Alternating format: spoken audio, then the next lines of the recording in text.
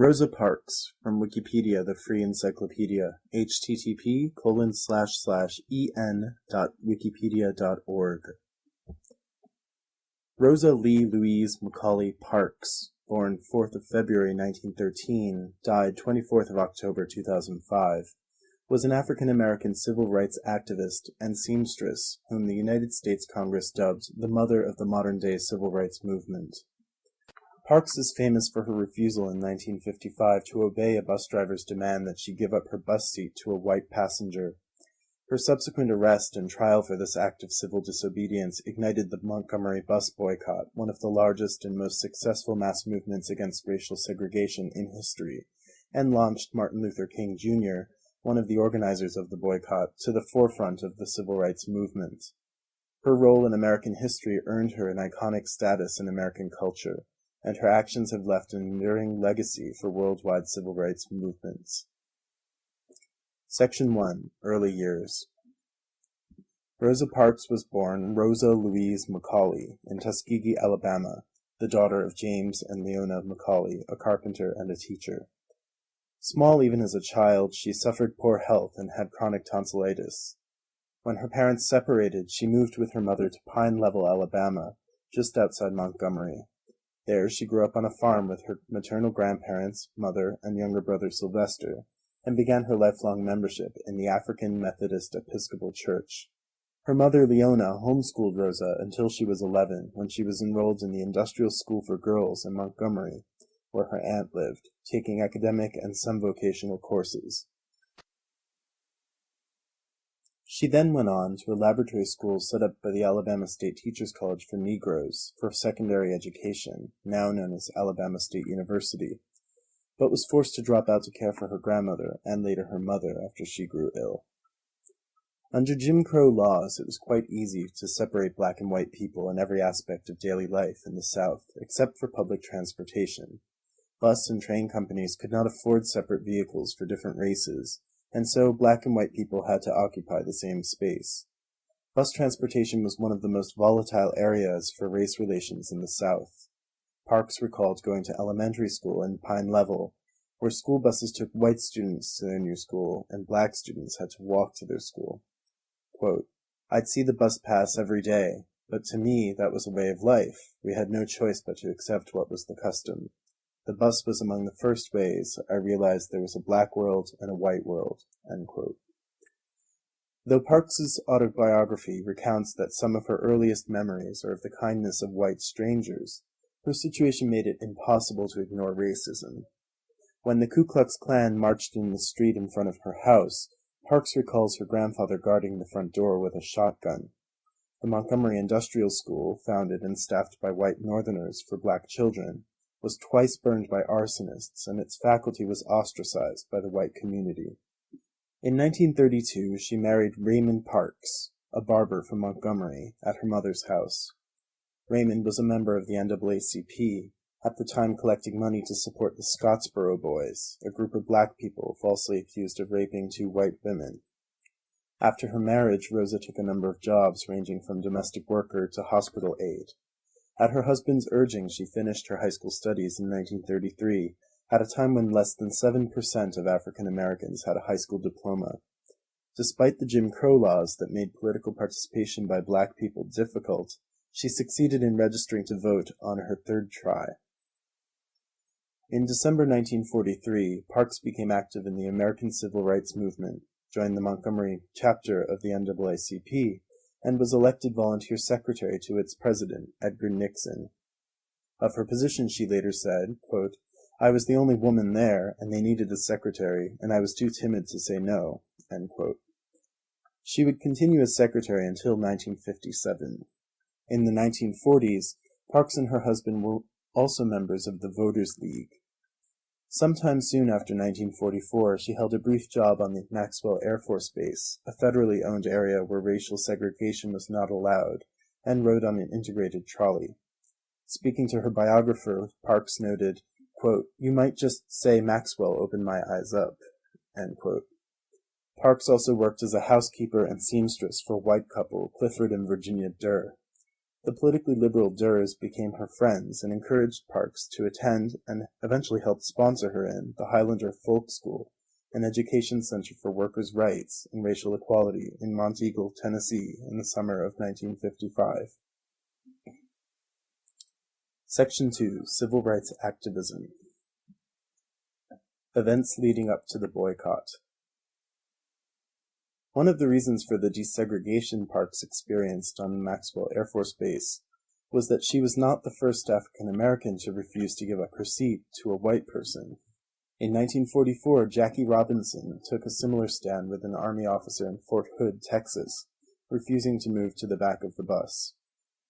He was brought before a court-martial, which acquitted him. The NAACP had accepted and litigated other cases before, such as that of Irene Morgan 10 years earlier, which resulted in a victory in the Supreme Court on Commerce Clause grounds. That victory, however, only overturned state segregation laws as they applied to travel in interstate commerce, such as interstate bus travel. Black leaders had begun to build a case around the arrest of a 15-year-old girl, Claudette Colvin, who had refused to relinquish her bus seat. Colvin was a student at Booker T. Washington High School. On March 2, 1955, she boarded a public bus. Colvin was handcuffed, arrested, and forcibly removed from the bus when she refused to give up her seat to a white man. She screamed that her constitutional rights were being violated. At the time, Colvin was active in the NAACP's Youth Council, and she was advised by none other than Rosa Parks. Colvin recollected, quote, "Mrs. Parks said, always do what was right," end quote. Parks was raising money for Colvin's defense, but when E.D. Nixon learned that Colvin was pregnant, it was decided that Colvin was an unsuitable symbol for their cause. Soon after her arrest, she was impregnated by a much older man, a moral transgression that scandalized the deeply religious black community. They felt that the white press would manipulate Colvin's quote-unquote illegitimate pregnancy as a means of undermining any boycott. Some historians have argued that civil rights leaders, who were predominantly middle class, were uneasy with Colvin's impoverished background. The NAACP had considered, but rejected, some earlier protesters deemed unable or unsuitable to withstand the pressures of cross-examination of a legal challenge to racial segregation laws. Colvin was also prone to outbursts and cursing episodes. Many of the legal charges against Colvin were dropped. A boycott and legal case never materialized from the Colvin case law. In Montgomery, Alabama, the first 4 rows of bus seats were reserved for white people. Buses had colored sections for black people, who made up more than 75% of the bus system's riders, generally in the rear of the bus. These sections were not fixed in size, but determined by the placement of a movable sign. Black people could also sit in the middle rows, until those seats were needed by white people when the white section was full. Then they had to move to seats in the rear, stand, or if there was no room, leave the bus. Black people were not even allowed to sit across the aisle from white people. The driver could also move the colored section sign or remove it altogether. Additionally, even getting on the bus presented hurdles. If white people were already sitting in the front, black people could board to pay the fare, but then they had to disembark and re-enter through the rear door. There were times when the bus would depart before the black customers who had paid made it to the back entrance. For years, the black community had complained that the situation was unfair, and Parks was no exception. Quote, "My resisting being mistreated on the bus did not begin with that particular arrest. I did a lot of walking in Montgomery," end quote. Parks had her first run-in on the public bus on a rainy day in 1943, when the bus driver, James Blake, demanded that she get off the bus and re-enter through the back door like every other black person. As she began to exit by the front door, she dropped her purse. Parks sat down for a moment in a seat for white passengers, apparently to pick up her purse. The bus driver was enraged and had barely let her step off the bus before speeding off. Rosa walked more than 5 miles home in the rain. Bus protest and arrest.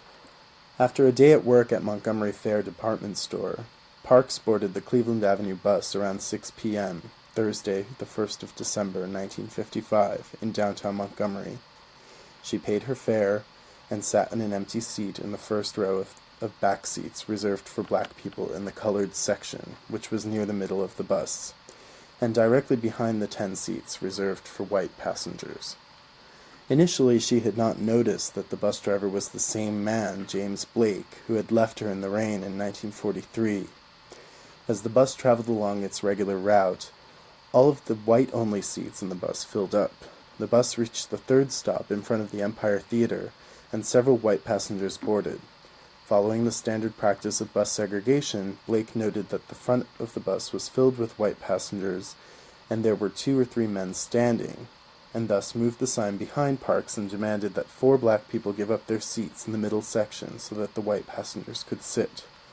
Years later, in recalling the events of the day, Parks said, quote, "When that white driver stepped back toward us, when he waved his hand and ordered us up out of our seats, I felt a determination cover my body like a quilt on a winter night." End quote.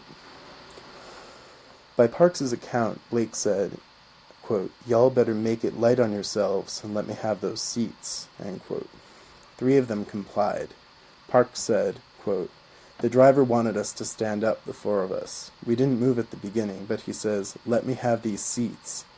And the other 3 people moved, but I didn't." End quote. The black man sitting next to her gave up his seat. Parks moved, but towards the window seat. She did not get up to move to the newly repositioned colored section. Blake then said, quote, "Why don't you stand up?" Parks responded, "I said, I don't think I should have to stand up." Blake called the police to arrest Parks. When recalling the incident for Eyes on the Prize, a 1987 public television series on the civil rights movement, Parks said, "When he saw me still sitting, he asked if I was going to stand up, and I said, 'No, I'm not.' And he said, 'Well, if you don't stand up, I'm going to have to call the police and have you arrested.' I said, 'You may do that.'" During a 1956 radio interview with Sidney Rogers in West Oakland, several months after her 1955 arrest, Parks said, when asked why she had decided not to vacate her bus seat, quote, "I would have to know for once and for all what rights I had as a human being and as a citizen of Montgomery, Alabama." End quote. Parks also detailed her motivation in her autobiography, My Story. "People always say that I didn't give up my seat because I was tired, but that isn't true. I was not tired physically, or no more tired than I usually was at the end of a working day. I was not old, although some people have an image of me as being old then. I was 42. No, the only tired I was tired of giving in." When Parks refused to give up her seat, a police officer arrested her. As the officer took her away, she recalled that she asked, "Why do you push us around?" The officer's response, as she remembered it, was, "I don't know, but the law's the law, and you're under arrest." She later said, quote, "I only knew that, as I was being arrested, that it was the very last time that I would ever ride in humiliation of this kind." End quote. Parks was charged with a violation of Chapter 6, Section 11 segregation law of the Montgomery City Code, even though she had not taken up a white-only seat. She was in a colored section, but had been told to get up to allow a white man to sit. E.D. Nixon and Clifford Durr bailed Parks out of jail on the evening of December 1st. Nixon then persuaded her to allow her case to be used to challenge the city's bus segregation policy. That evening, Nixon conferred with Alabama State College professor Joanne Robinson about using Parks's case to challenge the Montgomery City Code law that allows bus segregation. Nixon also consulted black attorney Fred Gray on this same issue. Together they agreed that a long-term legal challenge of bus segregation should be underscored by a one-day boycott of the bus system. Nixon and Robinson went about setting the boycott into motion that evening. Nixon spent the late evening talking and drawing up a list of prominent black leaders from Montgomery for support. 4 days later, Parks was tried on charges of disorderly conduct and violating a local ordinance. The trial lasted 30 minutes. Parks was found guilty and fined $10, plus $4 in court costs. Parks appealed her conviction and formally challenged the legality of racial segregation. In a 1992 interview with National Public Radio's Lynn Neary, Parks recalled, quote, "I did not want to be mistreated. I did not want to be deprived of a seat that I had paid for. It was just time. There was opportunity for me to take a stand to express the way I felt about being treated in that manner. I had not planned to get arrested. I had plenty to do without having to end up in jail.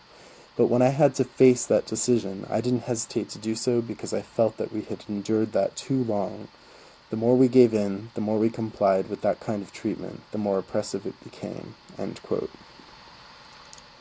On Monday, the 5th of December, 1955, a group of 16 to 18 people gathered at the Mount Zion AME Zion Church to discuss boycott strategies.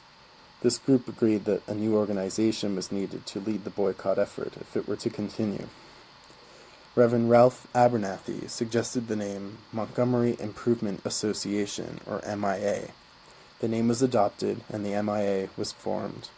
Its members elected as their president a virtual newcomer to Montgomery, a young and relatively unknown minister of Dexter Avenue Baptist Church, Dr. Martin Luther King, Jr.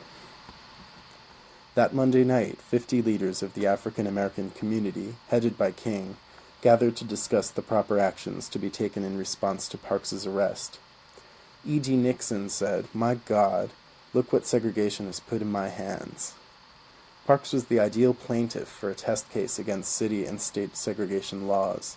While the 15-year-old Claudette Colvin, unwed and pregnant, had been deemed unacceptable to be the center of a civil rights mobilization, King stated that, quote, "Mrs. Parks, on the other hand, was regarded as one of the finest citizens of Montgomery, not one of the finest Negro citizens, but one of the finest citizens in Montgomery." End quote. Parks was securely married and employed, possessed a quiet demeanor, and was politically savvy. The selection of Parks for a test case supported by the NAACP may have also been in part because she was employed by the NAACP. Montgomery bus boycott. On Sunday, the 4th of December, 1955, the plans for the Montgomery bus boycott were announced at black churches in the area, and a front-page article in the Montgomery Advertiser further spread the word. At a black church rally that night, attendees unanimously agreed to continue the boycott until they were treated with the level of courtesy they expected, until black drivers were hired, and until seating in the middle of the bus was handled on a first-come basis. The day of Parks's trial, Monday, the 5th of December, 1955, the Women's Political Council distributed 35,000 leaflets, urging black people to boycott Montgomery public buses. The handbill read, "We are asking every Negro to stay off the buses Monday in protest of the arrest and trial. You can afford to stay out of school for one day. If you work, take a cab or walk. But please, children and grown-ups, don't ride the bus at all on Monday. Please stay off the buses Monday." It rained on that day, but the black community persevered in their boycott. Some rode in carpools, while others traveled in black cabs that charged the same fare as the bus, 10 cents.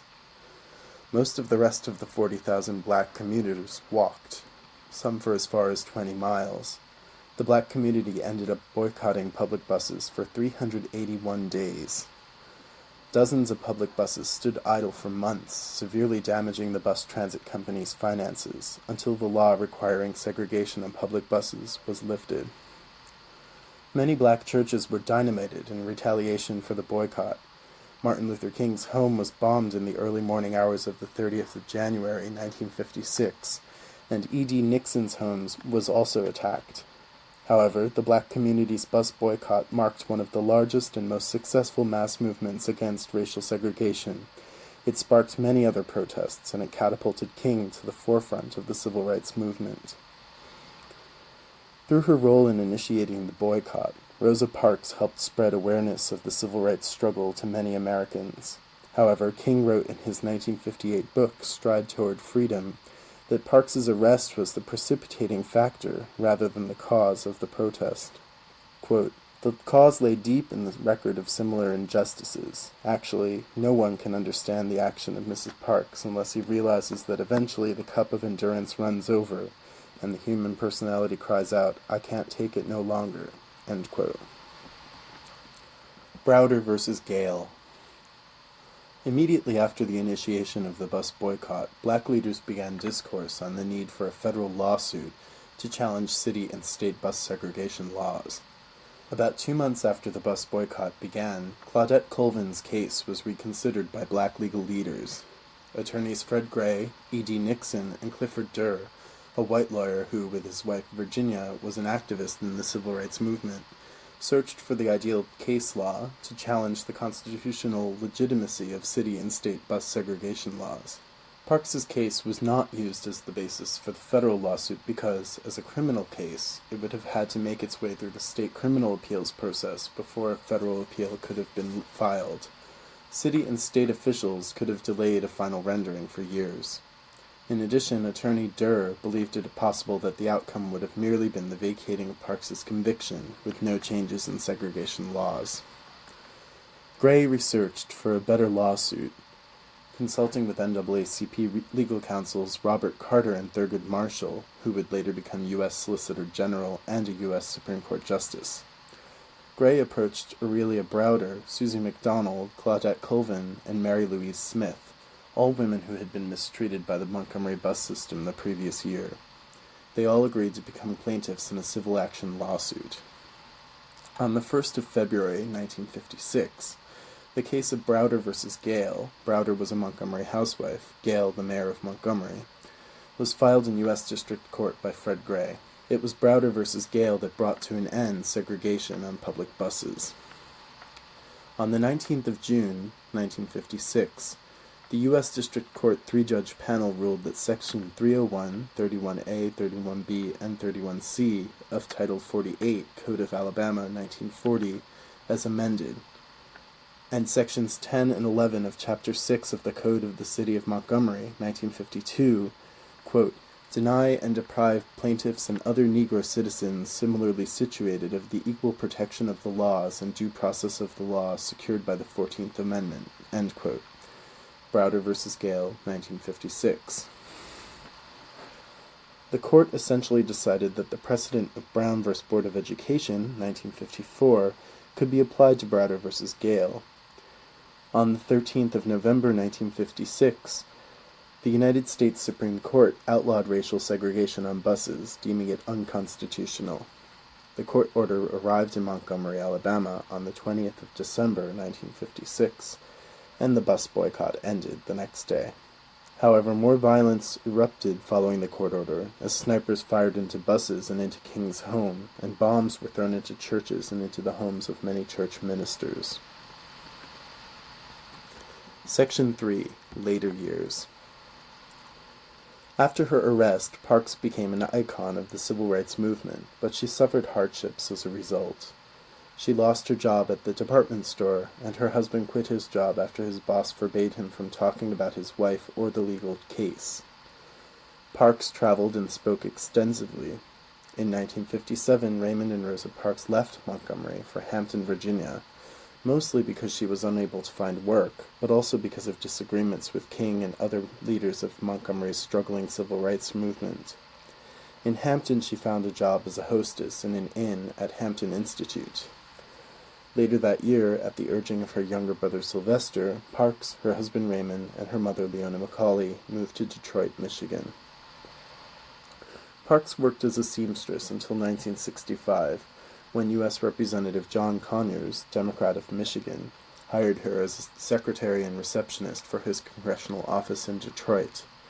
She held this position until she retired in 1988. In a television interview with CNN on October 24, 2005, Conyers recalled, quote, "You treated her with deference because she was so quiet, so serene, just a very special person. There is only one Rosa Parks," end quote. Later in life, Parks also served as a member of the Board of Advocates of the Planned Parenthood Federation of America. The Rosa and Raymond Parks Institute for Self-Development was co-founded in February 1987 by Rosa Parks and Elaine Eason Steele in honor of Rosa's husband Raymond Parks, who died from cancer in 1977. The institute runs the Pathway to Freedom bus tours, which introduce young people to important civil rights and Underground Railroad sites throughout the country. On a 1997 trip, the Pathways to Freedom bus drove into a river, resulting in the death of Adisa Foluke. Foluke, who was referred to as Parks's adopted grandson, had also been a chaperone on the bus. Several others were injured. In 1992, Parks published Rosa Parks, My Story, an autobiography aimed at younger readers which details her life leading up to her decision not to give up her seat. In 1995, she published her memoirs entitled Quiet Strength, which focuses on the role that her faith played in her life. On the 30th of August 1994, at age 81, Rosa Parks was attacked in her Detroit home by Joseph Skipper, an African-American self-professed drug addict. The incident sparked outrage throughout America. After his arrest, Skipper said that he had not known he was in Parks's home, but recognized her after entering. Skipper asked, "Hey, aren't you Rosa Parks?" To which she replied, "Yes." She handed him $3 when he demanded money, and an additional $50 when he demanded more. Before fleeing, Skipper struck Parks in the face. Skipper was arrested and charged with various breaking and entering offenses against Parks and other neighborhood victims. He admitted guilt and, on the 8th of August 1995, was sentenced 8 to 15 years in prison. A scene in the 2002 film Barbershop, where characters discuss earlier instances of African Americans refusing to give up their bus seats, caused activists Jesse Jackson and Al Sharpton to launch a boycott against the film. The scene showed a barber arguing that many other African Americans before Parks had resisted giving up their seats, and that she had received undeserved fame because of her status as an NAACP secretary. Lawsuits. In 1999, a lawsuit was filed on Parks's behalf against American hip-hop duo Outkast and LaFace Records, claiming that the group had illegally used Rosa Parks' name without her permission for the song Rosa Parks, the most successful radio single of Outkast's 1998 album Aquemini. The song's chorus, which Parks's legal defense felt was disrespectful to Parks, is as follows. "Aha, hush that fuss, everybody move to the back of the bus. Do you want to bump and slump with us? We the type of people make the club get crunk." Outkast was dismissed from the suit in August 2004. Parks's attorneys and caretaker refiled and named BMG, Arista Records, and LaFace Records as the defendants, along with several parties not directly connected to the song, including Barnes & Noble and Borders Group for selling the song, and Gregory Dark and Braden Mendelsohn, the director and producer, respectively, of the 1998 music video, asking for $5 billion in damages. In September 2004, Parks hired attorney Johnny Cochran to help her appeal the district court's decision. Cochran argued that the song did not have First Amendment protection because although its title carried Parks's name, its lyrics were not about her. However, U.S. District Judge Barbara Hackett upheld Outkast's right to use Parks's name in November 2004, and Parks took the case to the 6th U.S. Circuit Court of Appeals. In October 2004, U.S. District Judge George Karam-Stee appointed Dennis Archer, a former mayor of Detroit and Michigan Supreme Court justice, as guardian of legal matters for Parks after her family expressed concerns that her caretakers and her lawyers were pursuing the case based on their own financial interests. Quote, "My auntie would never, ever go to this length to hurt some young artists trying to make it in the world," unquote, Parks's niece Rhea McCauley said in an Associated Press interview. As a family, our fear is that during her last days, Auntie Rosa will be surrounded by strangers trying to make money off her name. The lawsuit was settled on the 15th of April 2005. In the settlement agreement, Outkast and their producers and record labels paid Parks an undisclosed cash settlement, and agreed to work with the Rosa and Raymond Parks Institute for Self-Development in creating educational programs on the life of Rosa Parks. The record labels and Outkast admitted to no wrongdoing. It is not known whether Parks's legal fees were paid for from her settlement money or by the record companies. Death and funeral. Rosa Parks resided in Detroit until she died at the age of 92 on the 24th of October 2005 at about 1900 hours Eastern Daylight Time at her apartment in a nursing home on the East Side. She had been diagnosed with progressive dementia in 2004. Parks's coffin was taken to the St. Paul African Methodist Episcopal Church in Montgomery, Alabama, in a horse-drawn hearse, where she lay in repose at the altar dressed in the uniform of a church deaconess on Saturday the 29th of October. A memorial service was held there the following morning, and in the evening the casket was transported to Washington, D.C. aboard a bus similar to the one in which she made her protest, and placed in honor in the Capitol Rotunda. An estimated 50,000 people viewed the casket there, and the event was broadcast on television on October 31st. This was followed by another memorial service at a different St. Paul AME church in Washington on the afternoon of Monday, October 31st. From Monday to Wednesday morning, she lay in repose at the Charles H. Wright Museum of African American History in Detroit, Michigan. The funeral was held on Wednesday, the 2nd of November, at the Greater Grace Temple Church. The funeral was scheduled to last 3 hours, but it started an hour late, and because of the many speakers and the length of the speeches, it went on for 7 hours, well into the night.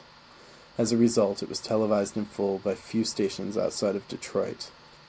After the funeral service ended, an honor guard from the Michigan National Guard laid the U.S. flag over the casket and carried it to a horse-drawn hearse, which was intended to carry it in daylight to the cemetery.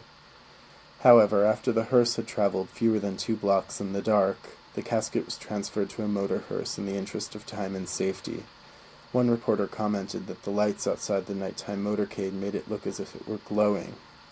As the hearse passed the thousands of people who had turned out to view the procession, many clapped and released white balloons. Rosa was interred between her husband and mother at Detroit's Woodlawn Cemetery in the chapel's mausoleum. The chapel was renamed the Rosa L. Parks Freedom Chapel just after her death. City officials in Montgomery and Detroit announced on the 27th of October that the front seats of their city buses would be reserved with black ribbons in honor of Parks until her funeral. Parks had previously prepared and placed a headstone on the selected location with the inscription, Rosa L. Parks, wife, 1913. Section 4. Awards and Honors. Parks received most of her national accolades very late in life, with the relatively few awards and honors being given to her until many decades after the Montgomery bus boycott. In 1979, the National Association for the Advancement of Colored People awarded Parks the Spingarn Medal, its highest honor, and she received the Martin Luther King Sr. Award the next year. She was inducted into the Michigan Women's Hall of Fame in 1983 for her achievements in civil rights. In 1990, she was called at the last moment to be part of the group welcoming Nelson Mandela, who had just been released from his imprisonment in South Africa. Upon spotting her in the reception line, Mandela called out her name and, hugging her, said, "You sustained me while I was in prison all those years."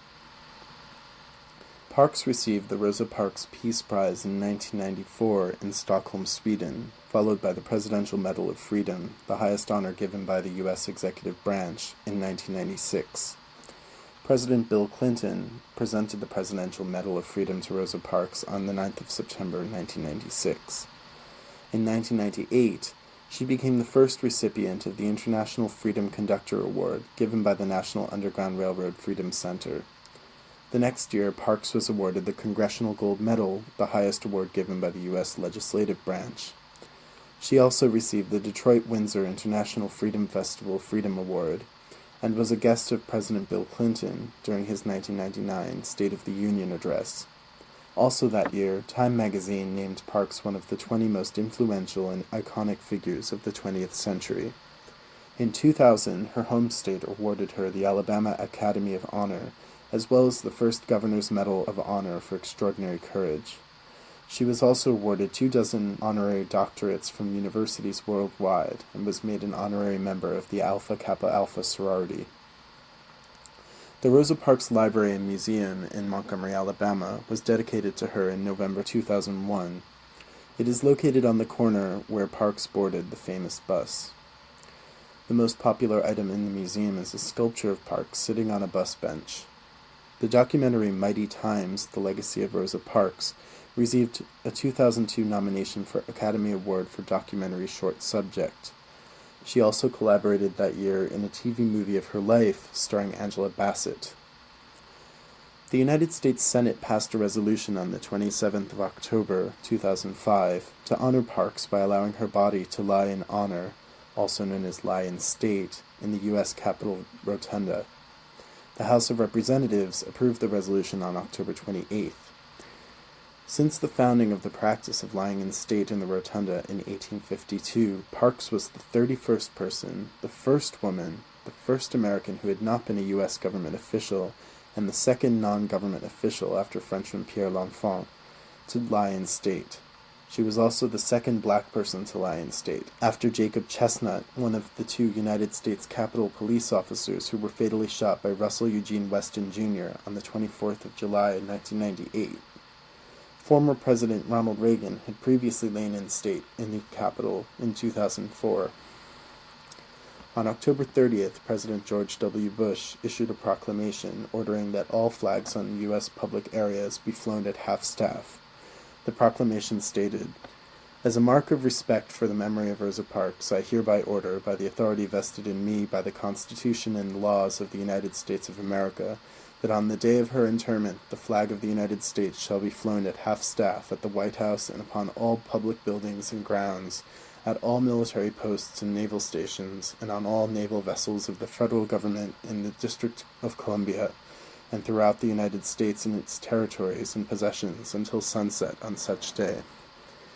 I also direct that the flag shall be flown at half-staff for the same period at all United States embassies, legations, consular offices, and other facilities abroad, including all military facilities and naval vessels and stations."